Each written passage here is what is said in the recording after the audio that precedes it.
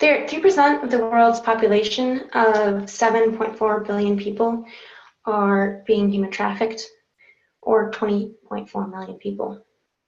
I want to first try to explain a little bit about what human trafficking is, and then where its sources are from in the world, and two of the most common states in the United States, and lastly, the impact it has on the people. So, human trafficking is when a person or group of people, through manipulation or force, exploit another and for labor or sex trade. This is according to humanrightsfirst.org and Google Public Data. So this is also received again from humanrightsfirst.org, a statistic of the continental contributions from the world. The first greatest being the Asian Pacific area, which has 62% of the trade is from there, which equals about 13 million people.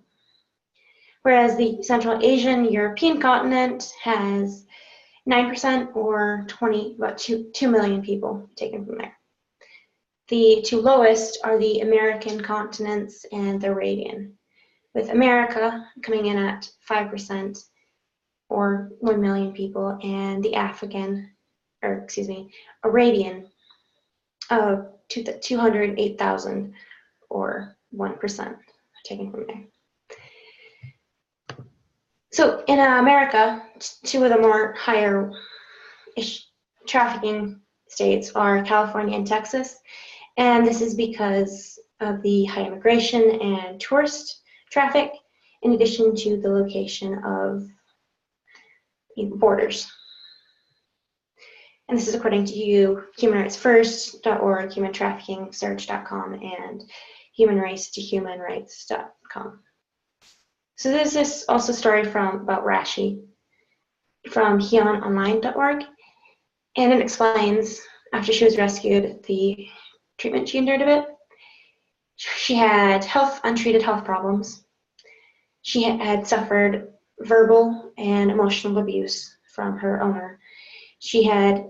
Her family had been threatened in an effort to gain her cooperation.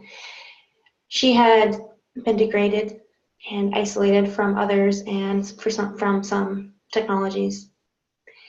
And additionally, online library Wiley.com explains that while you might be a victim, you're still liable to prosecution under law for the illegal immigration or prostitution you may have committed while you were still a victim. In summary, human trafficking is about someone else taking control of someone's life and forcing them to do things. There's 1 million people that are taken or are victims of the trade in America, and it's still a trade that's been going on in the United States. It leaves scars, emotional, physical, and mental scars, and you are still a victim of it through law. And it's not just women and girls that are taken, but also men and boys, even though that when people think of human trafficking, they think of the sex trade and not just the sex and labor trade.